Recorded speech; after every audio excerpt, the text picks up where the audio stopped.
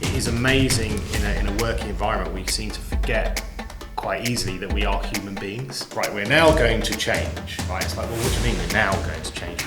We are changing. It's just that we might not be going in the right direction. Currency of sharing problems really powerful, and then they contribute. And then suddenly, as an example, when that thing becomes, live, before you even started, they're going, I'm a part of that. The secret of anything in change, and probably other things. So, Ash, before we get into the podcast today, it would be really good to start with some context, some background into yourself, what you've been getting up to, what it is that you do. Lovely to be here today. Thank you for inviting us along. I have had numerous different jobs across industries, all involved in change with technology and people, digital transformation roles, whether it's been BT, Direct Line Group, Currys, newspapers, including the Mirror, and generally have done roles like CDO, digital director, you name it. Any technology from cloud, e-commerce, multi-channel, you name it, all of that stuff.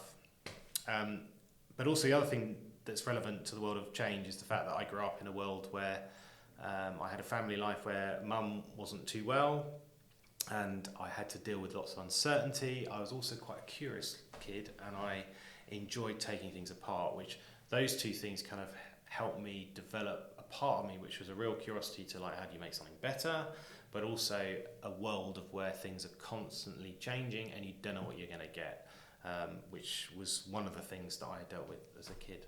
So, but here I found myself now talking to you after all those years about change and things like that. It's interesting, as you kind of mentioned your childhood, because I think that one of the biggest things of change is having people to feel comfortable enough to do it, to implement it. And I think when you, as you said, like you kind of grew up in an environment where that was always the case, probably like subconsciously you've always felt more confident in that type of environment. And I think that first step is like being able to like implement that and like implementing that mindset and also that culture. Do you feel like that's been a challenge with businesses that you've worked with, actually initially like implementing that kind of confidence and encouraging people to be more comfortable with that kind of environment, because a lot of people naturally just don't like change? Yeah, I mean, you've mentioned a load of things there as well, which is really good. It's like, one is confidence, is a really interesting word, which I think we've spoken about other times. Like I've learned I don't really believe in the word confidence, because I think confidence is too binary, and if you say to someone, or if someone feels they're not confident in something,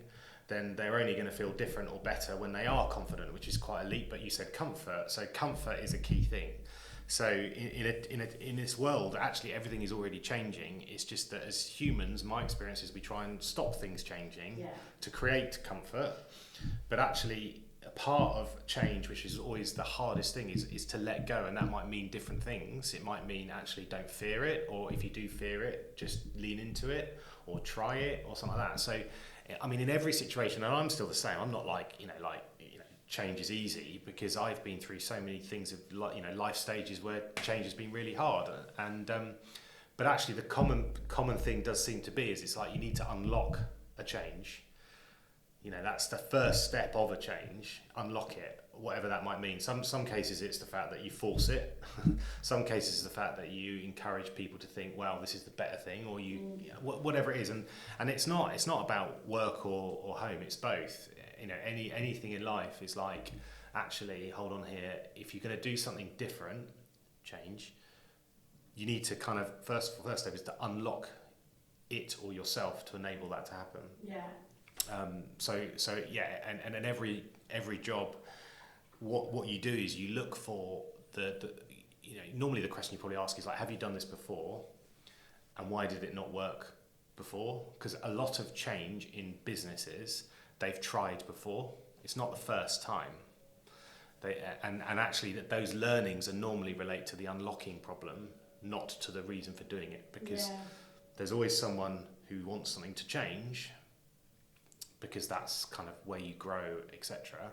But that might be only one person out of a group of hundreds. Yeah, and it's interesting, even with, there's so many clients that we'll like either be working with or speaking to, or people within certain businesses that say, we've been working on almost the same thing for years and years now, and new people will join the business and they'll try to implement something, and I'm kind of sitting there thinking, oh, I've already tried to do that and that's not worked. And it's like, it can just lead to frustration and just feeling like, you know, you're constantly changing, but that whole element of it's never sticking. So you get past that first obstacle, but then how do you make change stick? Like, I know we've kind of spoke about sticking change a lot, but I think that's probably one of the most challenging things. Like, once you get past that first point, how can you actually effectively keep it how it is? Well, I mean, what the answer to a lot of these questions, which I won't do this too many times because then you'll just probably hit me with a cup, is the fact that if you look at your own approach to changing something,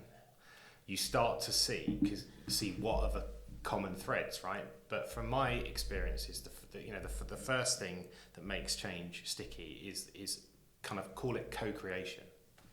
It's the fact that if, you know, whether it's my daughter or whether it's a team of people in work, if they feel done to, you know, start off, well, even if it's like, here's £1 million, I mean, that would probably be a bad example, but here's a load of money, you know, but I'm going to give it to you actually in a different currency. Let's say it's not a quid, in dollars.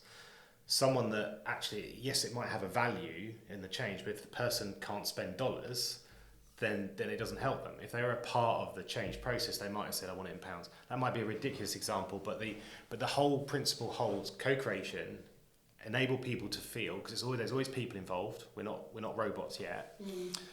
So actually, that's the thing that makes it sticky, or one of the things.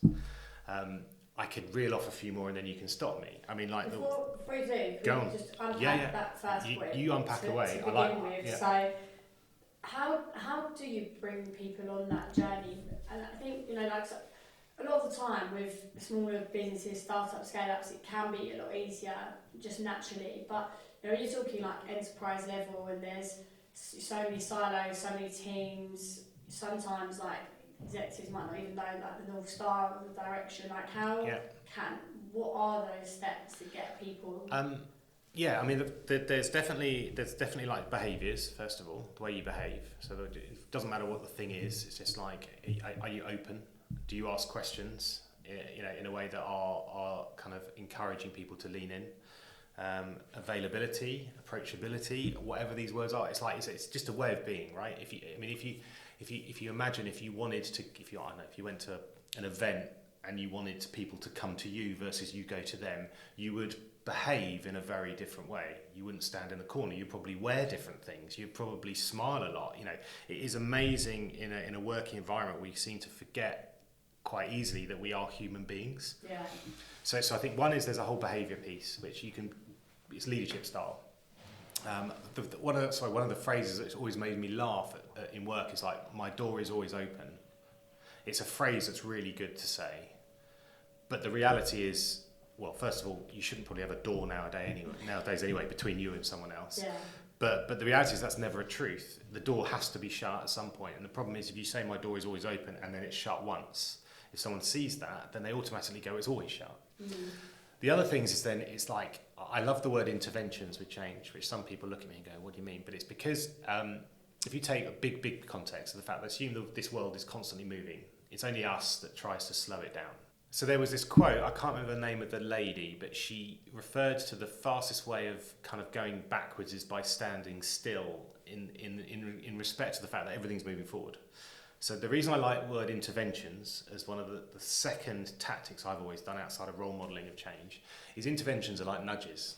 So if you imagine if this world is actually moving along, and change traditionally could be seen as like a project, right? We're now going to change, right? It's like, well, what do you mean we're now going to change? We are changing, it's just that we might not be going in the right direction, or we might need to do more of it. So interventions is the next one to help embed things. It's like nudges and taps. And you know, what's a nudge and a tap? I mean, they can be activities, they can be tasks, they can be symbols, they can be you bring a load of people together and talk about stuff. You know, an example recently for me when we were doing the strategy for the University of Exeter, the digital strategy there, is that engaging in a strategy, like right at the beginning, is quite hard because it's PowerPoint normally, you know, it's words. So the intervention we did there was we tapped into the fact that universities have such a diverse mix of people, and there was the leading Shakespeare expert, and we discussed with her and came up with a concept for turning the strategy in terms of the description of it into a play. Now, some bits worked, some bits didn't work, but actually the thing that worked in my mind most was the stories we told around doing it to people, as in saying we did a play, this worked, this didn't work, to talk about the strategy, to talk about the most accessible university destination ever. Suddenly you've embedded the thought in their heads because they've gone play, most accessible and connected university destination ever, strategy. Yeah. You've got that as and that helps to change. And then the last thing is just, it's coming in my mind, it's just tools. I mean, in terms of tactics, it's like, you know, to embed something is like, we're so blessed with collaborative documents, right? So at BT, when we wrote a huge transformation strategy there, I mean, it's designed, and it's actually still being acted out with BE at the moment, is that was a huge channel shift, get more people doing stuff online to effectively save money, make them more happy, right? And also drive more revenues. To help the embedding, one is we wrote the strategy as we took learnings, and this is always a good tip with everything in life, learn from other things, from film scripts, and the fact that the strategy document that was being written we made it exclusive. The fact you had to, if you wanted a copy, you had your name on it. Now there's parts sensible, like rather than an NDA, it means if you lose it on the train, then your name's on it. The part sensible, but the other part of it was the FOMO. You know, if you're going to embed a change, you want people to want. Yeah. So, and outside of the collaborative nature of all our tools now, is that actually that we got people to co-create it. So the document, I can't remember, it's probably 200, I don't know, 100 pages, doesn't matter, it was thick, right? So it was a document as well, so because we said we want it to be a thing, because then you can actually, like someone says to you, we've got a new strategy at Wave, the first thing you really want someone to do is you want to have it, you don't want to hear it, you want to have it. Yeah. So we turned it into a have, but also we got loads of people to contribute. So using, I think it was in Word, that's simple, but opening up collaborative tools, everyone could comment and edit it. So that was the co-creation, so that, you know, even if someone only wrote 4 lines, they had written a part of the strategy. And I think what's so common in many organisations is it's like strategy is a department. Yeah. Or a role. No. Strategy is an enabler. And actually, what you want to do is you want to get as many people within commercial reason to contribute, even if it's like, you know, I can't show you the whole thing, but this bit here is talking about something that you know a lot about. This is the thing we're trying to solve, which is like problems. That's the other thing. Currency of sharing problems, really powerful. And then they contribute. And then suddenly, as an example, when that thing becomes, you know, live, before you've even started, they're going, I'm a part of that. Yeah. I could go on. There are loads of little tricks. It's really interesting. I actually had a guy called Paul Edwards on podcast. He is CTPO at Am Digital, and we was talking. Yeah. We had a similar conversation, but it was more culturally as opposed to with regards to change specifically. And he said that he's always followed like a bottom-up approach as opposed to top-down. And for him, that's always been the best way to also track like how brought in people are on the journey. And I think it's actually just like not underestimating the people and bringing those people along.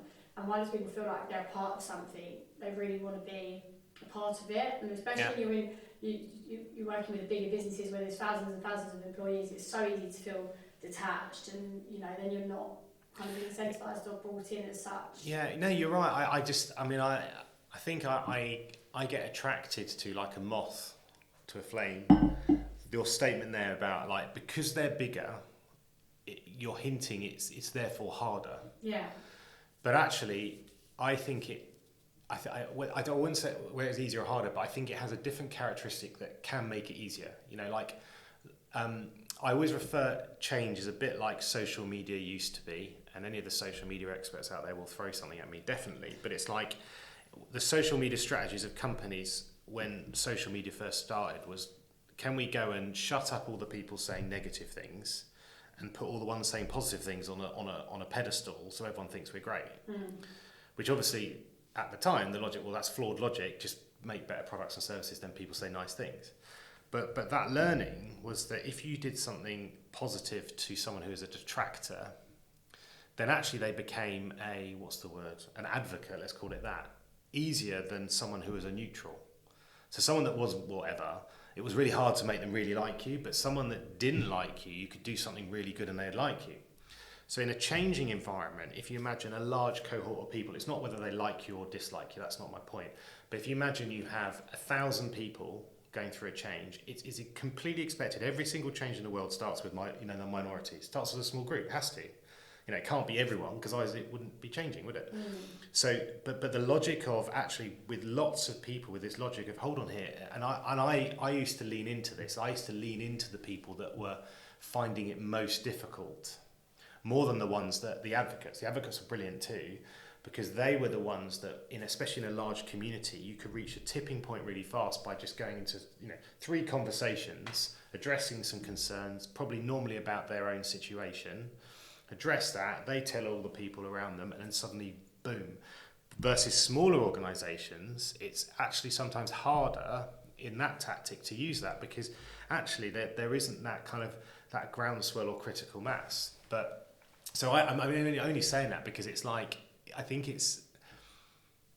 sometimes it's quite easy to use certain characteristics of organisations to make an assumption. It's harder, though.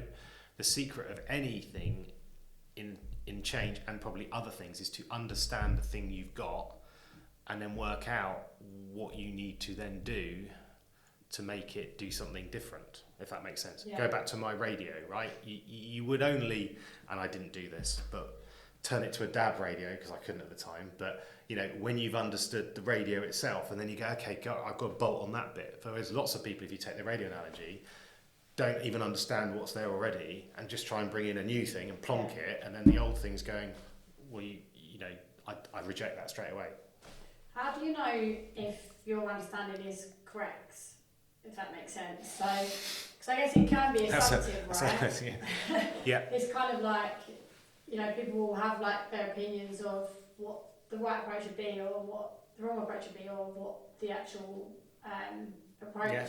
So how do you kind of benchmark against what you think and what is actually the case? Well, I think in every situation I've been in, some things work, some things don't work. I think you've got to go into every change assuming you don't know the answer. So you're asking me questions which I suppose I could answer and go, well, it depends, which I kind of half did on one of them. So how do you know what you're doing is working is a brilliant question, because in changing environment, or in a changing situation too, traditionally there's a start and an end, but there's very little ever talked about the middle. And the end, going back to sticky, is normally when everyone goes, right, whatever that might look like, let's do the next thing. Whereas that's not normally the end, that's normally the start, if that makes sense. So if you assume most changes, there's only the beginning and end, which is what people really focus on. There's the middle. And the middle is the time when the work is done, right? Because and that's where you measure, and whatever your measurement needs to be. And that's why tactics, which is where things like agile ways of working can be quite useful, not all the time, is where you try and break any change down to smaller increments to see what's happening, what's going on. But if it's about people and how they're engaged, then you either have measures or you just have checking in to those entities. Or if it's about actually the change itself, I don't know if it's a revenue related change, then you actually go, well, hold on here. If I'm getting the outcome I expected, great, but try and get it sooner. Try and get those indicators earlier on. But the reality is, it's like, that's why I go back to the word intervention. And I've sailed a bit in my life, and I think sailing is racing sailing is one of the most interesting analogies, I think, or one of the better ones for change. Do you race sail, or do you just sail? I race sail.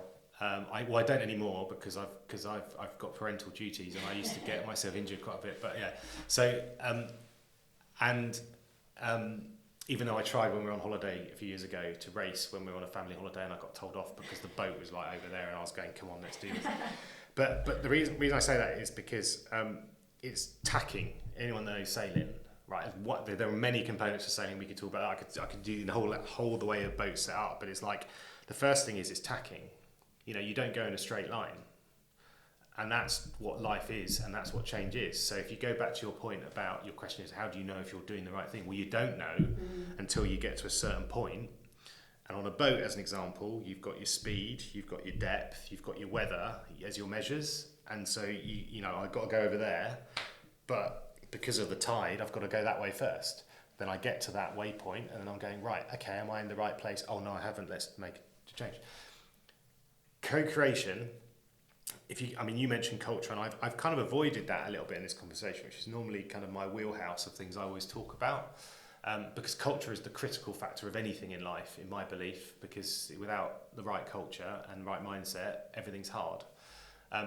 That said, the co-creation bit, if you start up front with that as the expectation, so in lots of change, it could be you're invited to a meeting and someone tells you there's a change that's going to happen, and you're like, oh my. And normally what they tell you is not enough information to make you actually know really what's going on. Yeah. So then normally you go, what about me?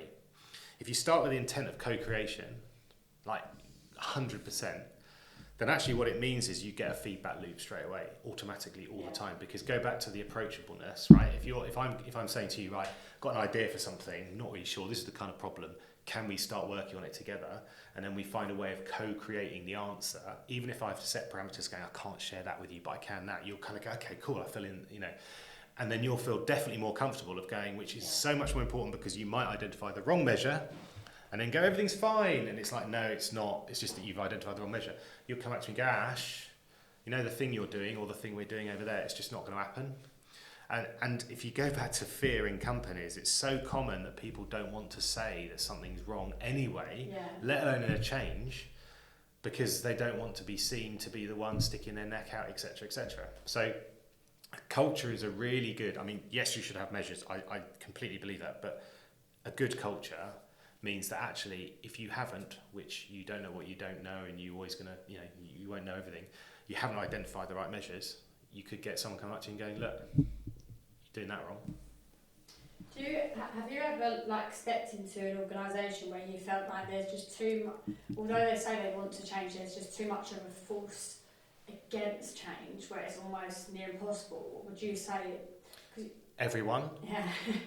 I didn't mention at the beginning because I get a bit coy, I suppose, with that stuff. But I've been really I've worked across quite a few sectors, and the reason I did it was because, a bit like taking my radio apart, if this analogy works, I wanted to take my career apart, and I really wanted to understand, like also to your point, how do you know something could work or does work or may work, is by going to different environments and going, hold on here, when you say, oh, it's like our industry is different, I go, well, you're not really, because and actually this is where you spot, it's about humans. Humans tend to, and from all our experiences, there are common characteristics that we all have and that we operate within.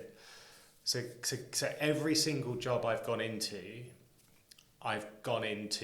kind of like, if you organize, well, with my kind of the change expectation.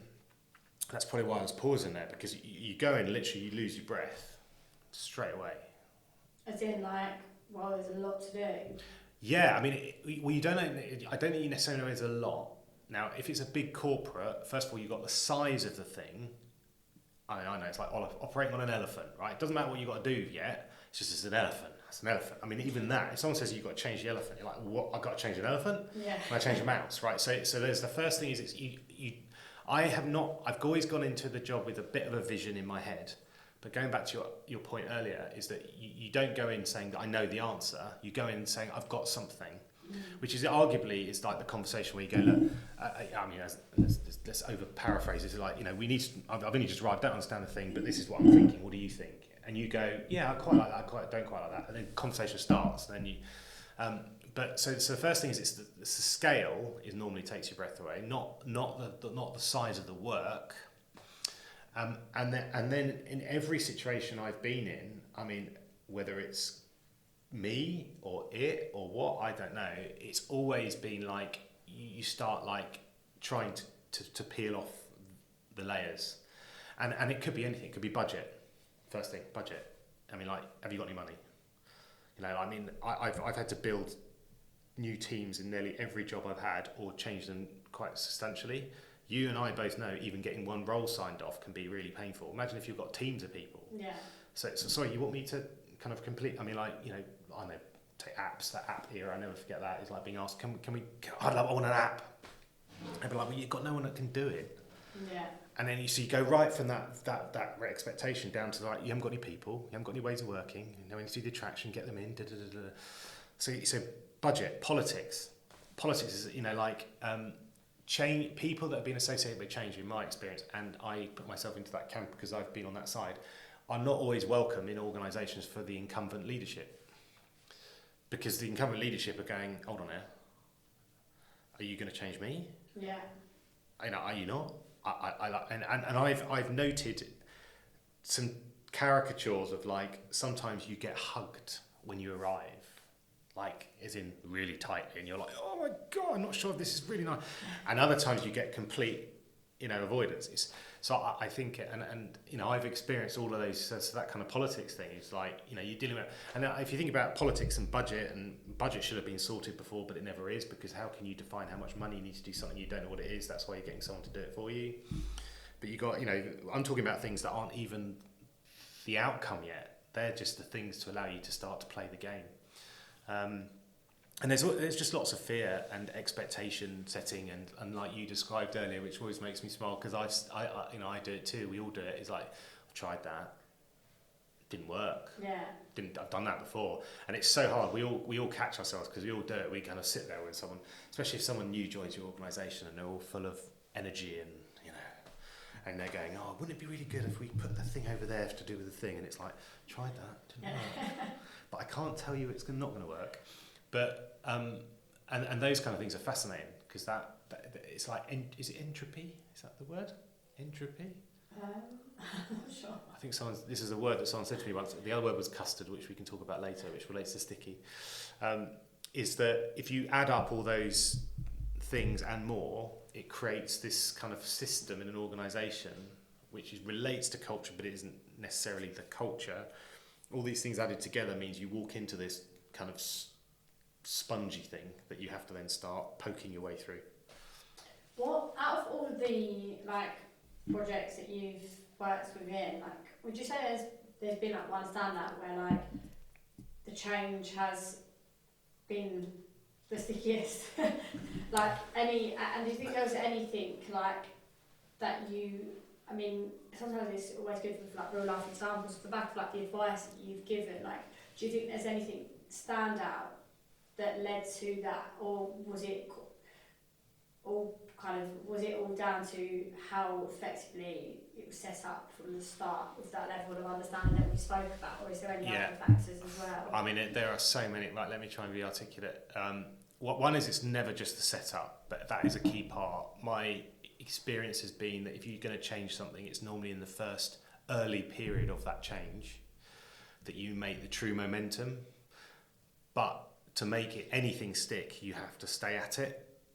It's like habits. It's like anything in our lives, we know habit, right? But it's like you don't go bull in the china shop, but you know that if you don't set the ambition high, if you don't bring everything together and go, right, we've got to go and point that way, every factor is against change in my logic. Even though the world is changing, every factor that us humans create pushes things back, because it's about risk, etc., etc.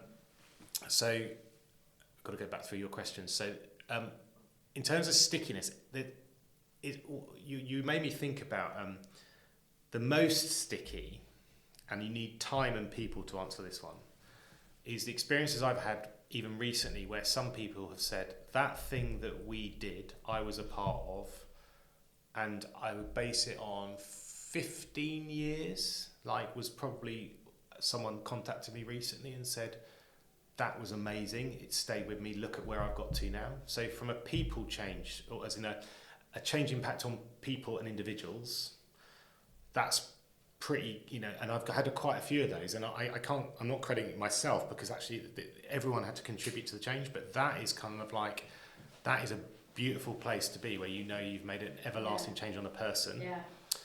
On the organisational side, it varies, because you've got to have some reality checks here.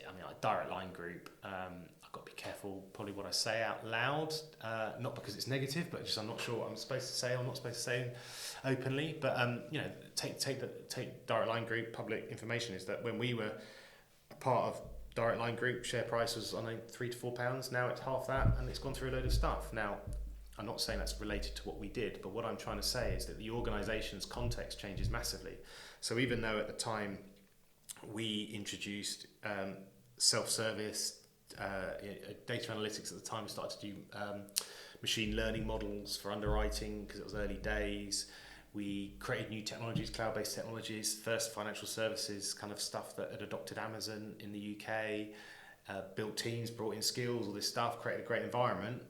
Business context now has completely changed. I don't know where all of that is now. I think it was embedded.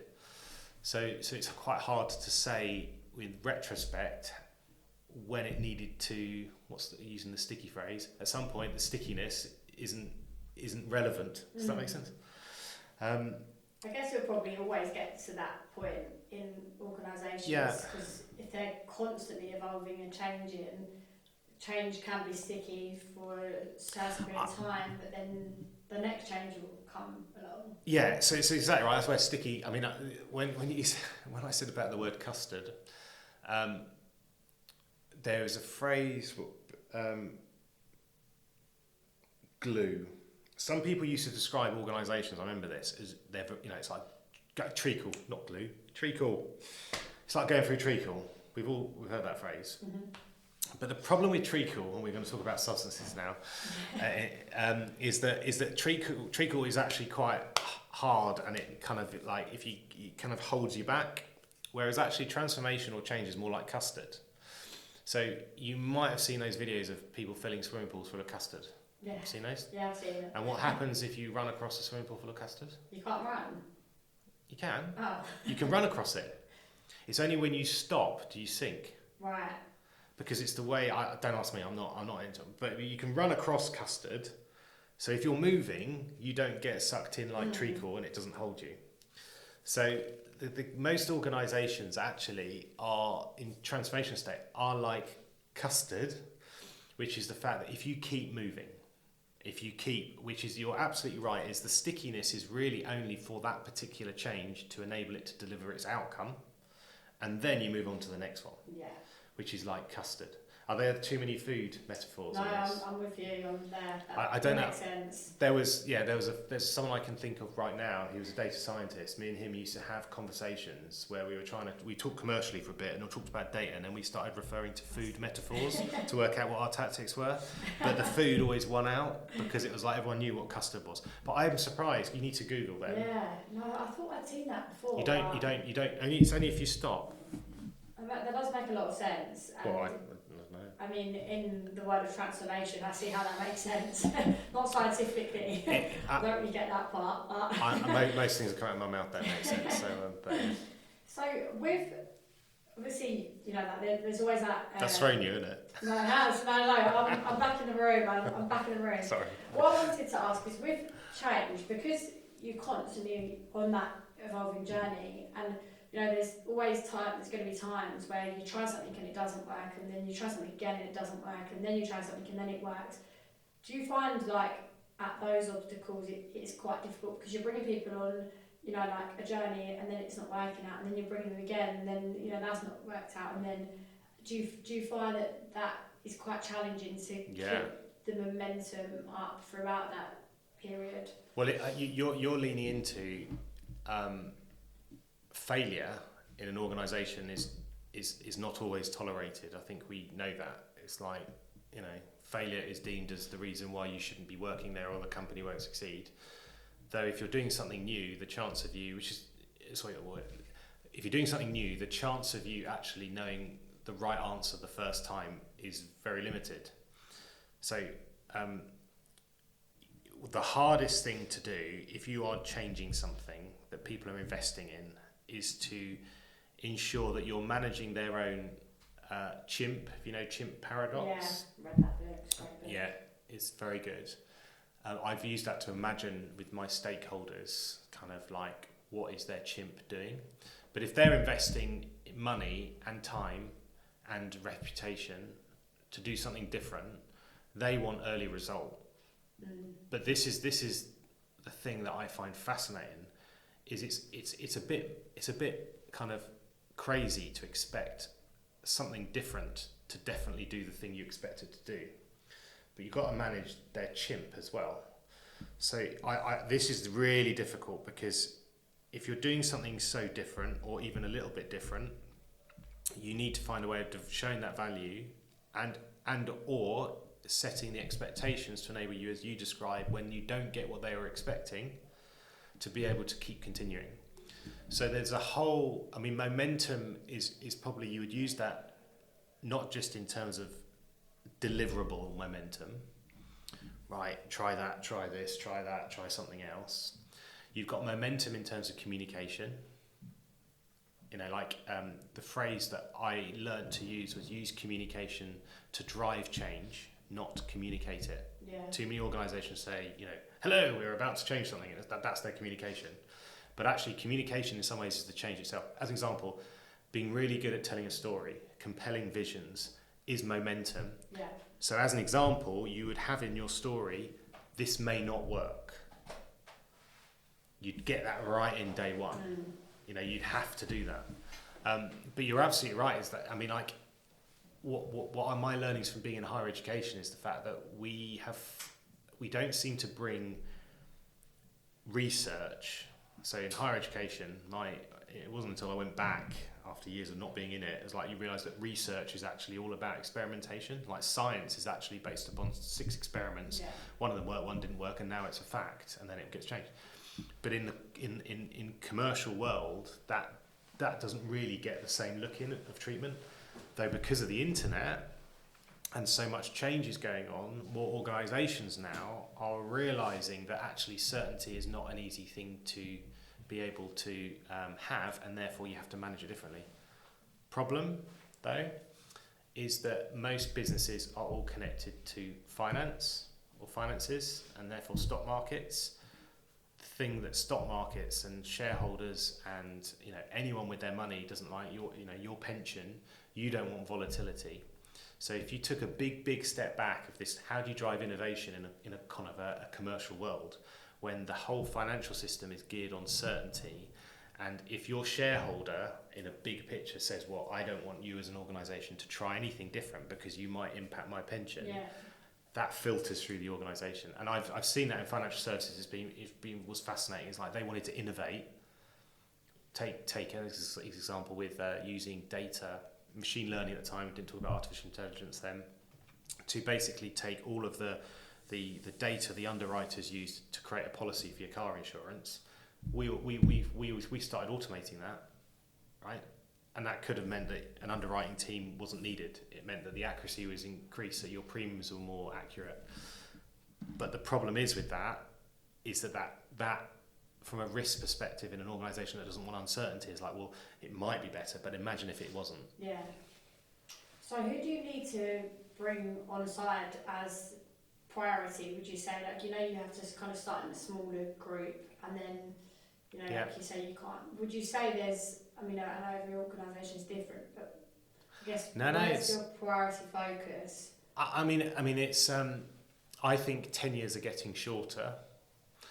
So one area would be always keep your boss happy, but I think bosses could change. So they're useful for a shorter period of time. I think in areas really is like money. Who's owning the money? Keep them happy, because normally the people that own the money also own the return on the money. So they're the people you really want to win over. And then if you only had another choices, then it's your customers who you're trying to benefit. Because everything else in between that, of course, there's loads of complexities of people and like keeping marketing happy and product. But actually, if you can walk around an organisation going, I've got money in my pocket to spend to do my next thing, and I've got this evidence to say that our customers want it, you can then deal with all the stuff in between the two. I mean, it's not easy to do that because in some organisations, to get to the customer, you need to go via someone else as well. But they're the two things. I mean, you can create proxies that, one of the worst things about a changing environment is people don't always have the truth to hand. My opinion, you said the word earlier, or I don't think that's going to work, which is really irritating because it's not useful. And there's a phrase that I learned at 3 when we were doing a culture change there, which was being really useful. Is like you would openly talk to someone and say, "Is that like this is my opinion, or this is a fact." You'd actually use it as a conversation. So you wouldn't, So I'd say, I think we should put those 6 buttons on there because I reckon it's going to make that thing better. in my opinion. You'd always finish with that, because then everyone in the room or in the conversation would know that it wasn't based on evidence. Or you'd say, well, I know we've got to do that because we've done a test and it proves it. That middle ground is the bit that actually the only way of getting rid of all of that noise, which could be like in a budget meeting where they're prioritising stuff and they go, yeah, but that thing you've got there is a load of old rubbish. You go, whatever, customer information. Yeah. You just go that, and then you just sit there. And if that customer and the money in your pocket isn't enough, then you probably have reached the end of your ability to do the change. Yeah. I suppose if you're making it factual, it must save so much time, because otherwise you just kind of opinions of, so many opinions, but what is the right approach? And then you're wasting time on one thing because somebody thinks it's the right thing to do. Would you then try to push to make things as factual as possible in those conversations, or would it always still be? Yeah, I mean, it's interesting because it's like you could get into like defining what's a fact, take what we just said about research is like research isn't necessarily fact. It's just a piece of, I don't know how to describe it, but it's people support a conclusion. Anyway, that's probably being vaguely pedantic, but in the education space, that's the way it would be. Like, this is a fact, but are you sure? It's not necessarily a fact, but it's a position. And then you make, so having an opinion, in my experience of change, is okay as long as, first of all, you state it. But then you put it out as a position that can be questioned and challenged. The problem with an opinion, if it's held as an opinion that is a judgment, that's where it's just useless. That's why we've all probably heard the phrases, it's like what's the biggest opinion in the room? Oh no, there's something about, it's not rude. Is it like the biggest voice in the room? Yeah, something like that. Anyway, the point is, it's like, you absolutely, when you're changing something, you've got to deal with people's emotions, agendas, everything. To have something that is either a position that other people support or completely uncontestable evidence and facts, then that's great. But you just try and avoid opinions that are judgments that then become decisions. And just one last question I wanted to ask within this topic. Obviously there's so much that you can do within an organisation to make change sticky, but as a leader, what kind of skills would you say that it takes?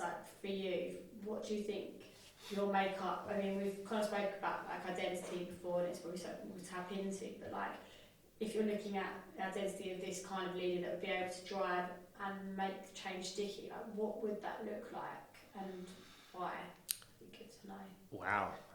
Big question. Absolutely. I mean, I think that if the assumption is that most change is people related, there has to be a strong authenticity around the people leadership that individual has that's probably related to themselves. It's not that you have to be a certain type of people leader, if that's the phrase. You just have to find as close to who you are and connect to that, because at the end of the day, you're asking people to do something different, and therefore they'll want you to have empathy, understand, relate, be human, etc., etc. So I use this phrase quite a bit of where my experience my early career was that change was programmatic. It was a project. And the people bit was someone would go, oh yeah, but we haven't thought about Derek or Sarah, we haven't thought about those roles.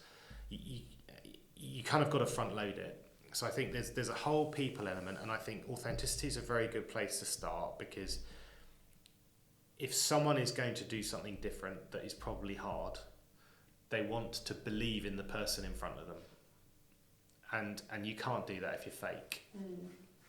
I think the other characteristics. I'll just ask, on that quickly, because with a lot of businesses, they might have teams that have been in place for years and years, and maybe leaders with those traits that are so deep rooted into businesses that it's almost kind of people feel like there's nothing that can be done to change way of thinking or approaches to things.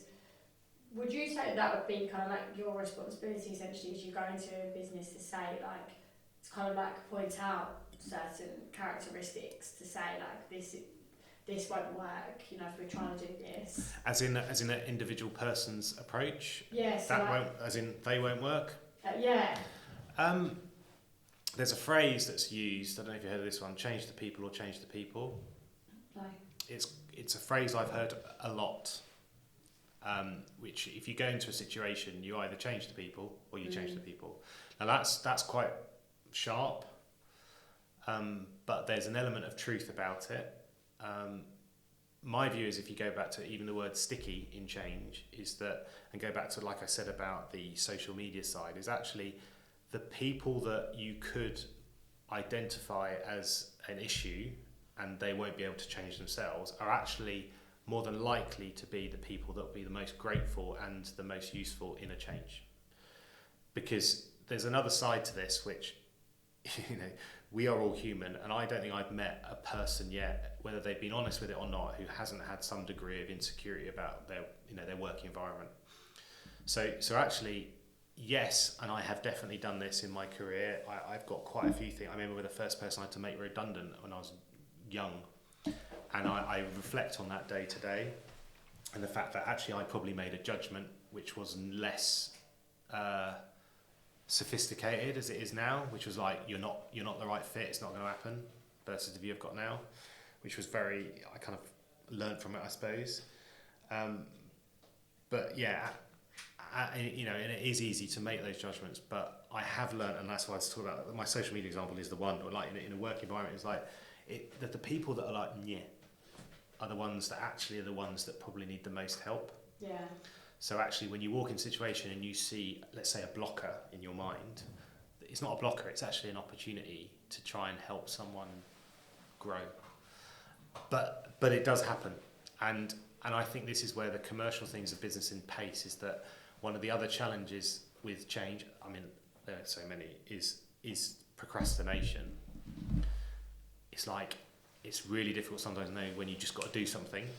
So if it's person related, or whether you wait and then you bring them on the journey, because at the end of the day, going back to the other point you made, which is that it shows how many things you have to think about, is that if the stakeholders to the overall change themselves don't see some kind of result that they're expecting, because as an example you're working with some element of it, which could be a person or something else, to try and bring them on the journey, then the whole thing fails.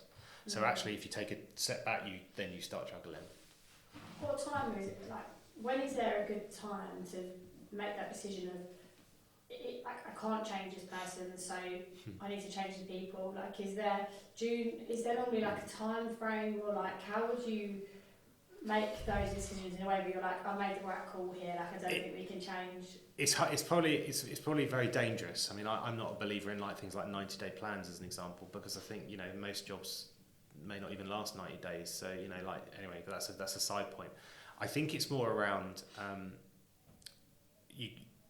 you've got to make all the decisions based upon what you think is right. And my experience for myself is I've always probably left it a little bit longer than I should have done. Which gives anyone now the ability to go, right, when you're at that point of going, I'm not sure, is probably the point you've already made your mind up. Yeah. So I think it's like you need to act. That said, the approach, and I love the word intention, and the CEO of 3 taught me this word, was once you've made a decision, then you dial up your intention to do the right thing. And if that is a people-related thing, you know, it's not because you're certain that they are the wrong fit or whatever, but what you're certain is there's a greater outcome that's now really important, and you've got to make a decision, otherwise that outcome could be in jeopardy. Then your intention comes in. It's like your intention is to run whatever process you're going to run in the most appropriate, caring, kind way. And that, it sounds really crude, but my mistakes when I was early on in my career, where I would have to make tough people decisions, I would want to make them really quickly. As in, once not to make the decision, but as in to run the process really quickly. Now, what I should have done, and I started to learn how to do better, was my intention should be it's not speed, it's to do it in the right way. The reason being, not just for the individual, but also because of the whole change fabric. If this whole change scenario spots that an individual has been treated in a certain way because they didn't fit, which is not their fault. It's just a fit. It's like, with jobs, it's like sometimes people, it just doesn't fit. And their treatment is shocking to themselves and to the system. Everyone gets impacted. So it's a bit like, I believe you should celebrate in a pure world when everything's going in the way I want it to. You should celebrate people leaving as much as you celebrate them arriving. Because in a changing environment, the change will kind of look at, oh my God, I'm on the good side now, but as soon as I'm not on the good side, then that could be me. Yeah. Does that make sense? Yeah, it does. So but I think your time measure is just trust yourself, because that's what people will be tapping into as a people leader for the change. Because remember, you're leading something that no one actually knows whether it's going to work or not. Yeah. No one.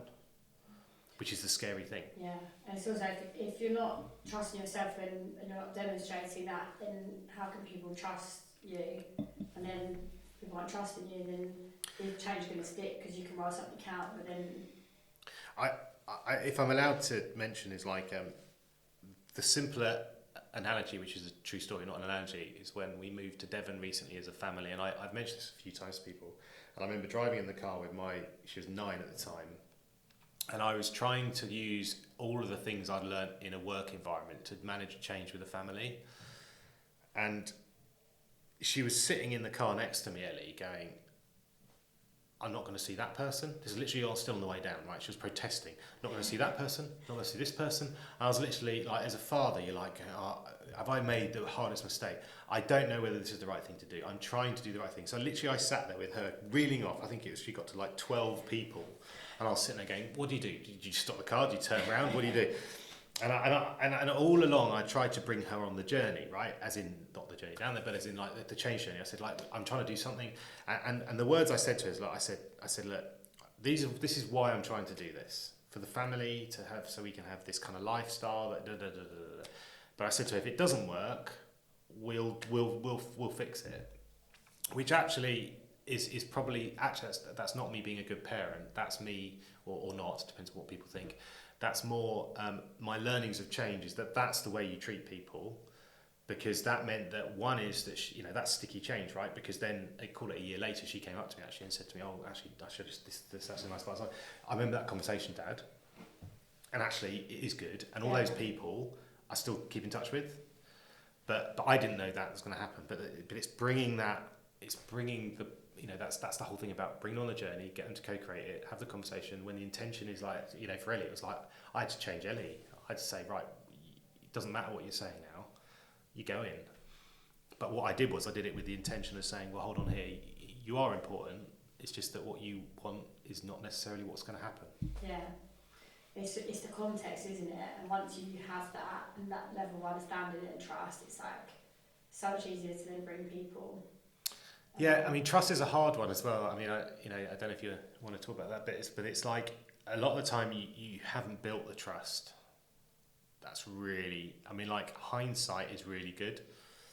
The amount of jobs I've had where as I've left, people have kind of made it, as you leave, they're kind of like, I'm just getting warmed up kind of thing. I find that quite a fascinating thing, because it's like, because you're absolutely right, is if people trusted you day one, then actually this will be easy. And there's probably an element, which is a good word, is that you're trying. It's not you're trying to get people's trust, because I don't think you can get it that quickly.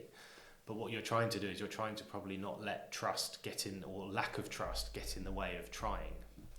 Which is, again, going back to my interventions and nudges. It's a subtlety that, yes, has practical. You do tasks with it, involving people in certain ways. But you're aware that actually it's not a straight line.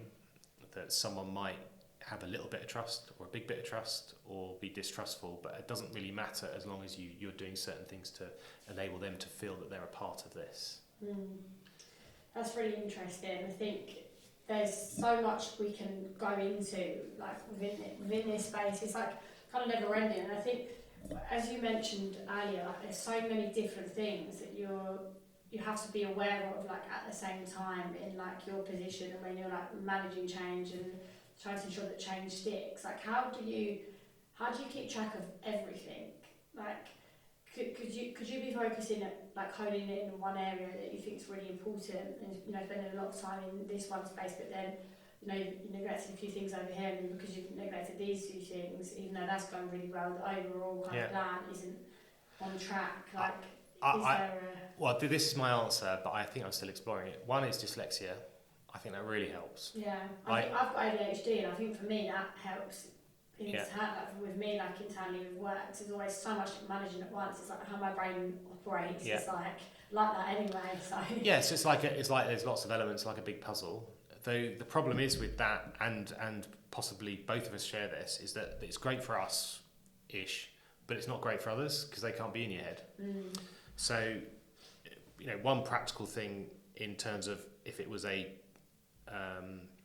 or any type of change, I created a canvas approach to where you lay out the strategy, which is arguably a change strategy, though at the time most of them were called digital strategies, and it would have elements on it that were fixed, which basically you'd have one side which was this has evolved from Direct Line Group through BT, and we tried a bit of it at University of Exeter, right? So there'll be one side of it was about experience. Words change. So experience will be anything related to the products or services or touch points, stuff that needed to change. And in that canvas, it would have specifics from objectives down to principles.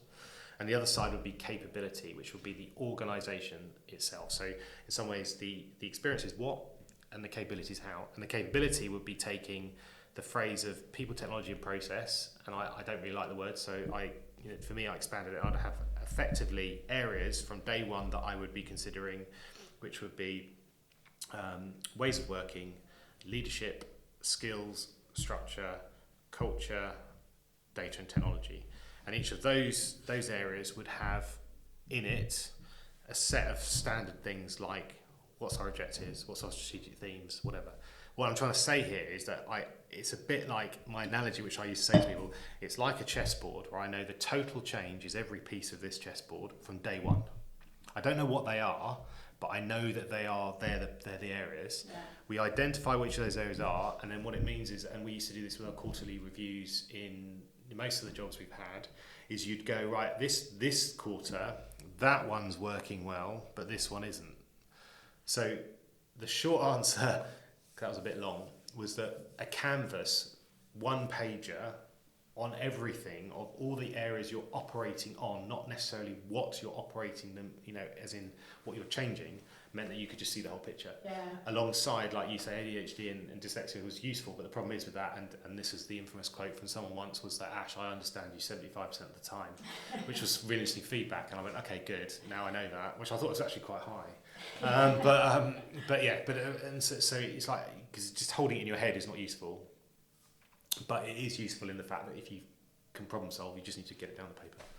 Do you, out of all of those areas, do you typically focus on that one or two a quarter, or is it always it's atypical? I mean, the one, like I said earlier, is that if you only had one lever, and sometimes there are no experience changes, like there's no new product, there's no new service, there's nothing like that. It's actually just purely, restructure or, cost saving, moving things around or new skills.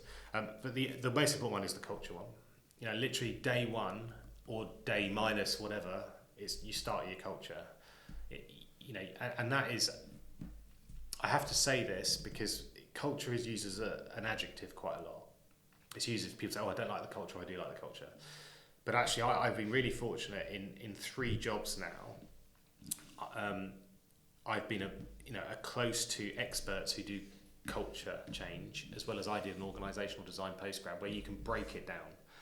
And you basically got systems, symbols, processes, and behaviours. You can, like sitting outside here today, you can tell the culture of Wave, right?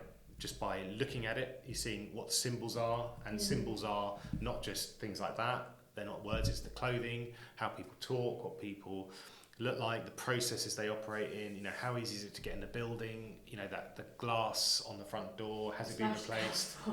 Yeah, exactly, all those things. But anyway, so the culture is the key lever. That's where you always start. And for me, there are 4, you've got, as I say, you've got you can look at structures, you can look at symbols, who you promote, etc. My door is always open, but it's not, etc. Behaviours, and role modelling. The one that I always try and do, which is the hardest and I don't always succeed, is the role modelling the behaviours that you want to see. And the 4 areas of behaviours that I've seen the most constant, that have always stayed with me, we've played with the words in different teams, but it's like user-focused, experimental, collaborative, and using data, which you need to describe those. But so as an example, I would always make sure, all of those things I try and hit in everything I do. And data is not statistics. It's like, well, it's like we said about opinions and facts. Yeah. It's like protecting information. Collaboration is like, it's not collaboration like, yes, I had a meeting and there's all 5 of us in the room together. Collaboration's like, actually the conversation's quite powerful. I've had it many times with people where, what does collaboration mean to you? And actually a lot of the time it means about being supported, right? Or sharing, not collaborating like I was just with you. So yeah, culture. Scariest moment in your career, when was that? Can you share it with us and tell us what you learned? I've always been a bit of an uncomfortable communicator, believe it or not. I know That is a shock. I know. But I've always got very anxious, right? And I always used to have in my mind the fact that I had to get it right. And also, because in most companies I've been at, the people on the stage were always very good in my mind, right? And what you don't realise is that they're very good because they've done it a lot. And I remember one event, I was representing BT at the Excel for Adobe, and I think it was an event, I can't remember how many, but it was probably 3 or 4 or 5,000 people. I had to literally just get out on stage, sit there and be interviewed. Relatively straightforward. But I remember I was wandering around Excel and I'd have all these little routines because I'd try and manage my nerves. I'd always, pinch myself before I went on. I learned about pressure point stuff, and I would also go for a run. I'd have to go for a run to try and get rid of nervous energy, and I would try and avoid people because if anyone came to talk to me before I was doing this, I wouldn't make any sense at all. But I remember I was so nervous.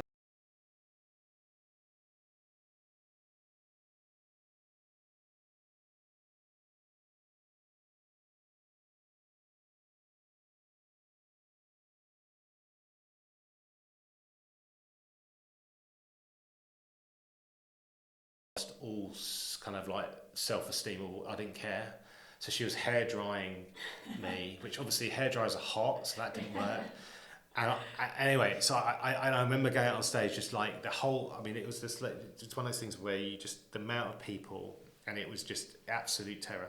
Thing I learned, public speaking is always take a spare shirt, which now I always have more. No, and a hair dryer.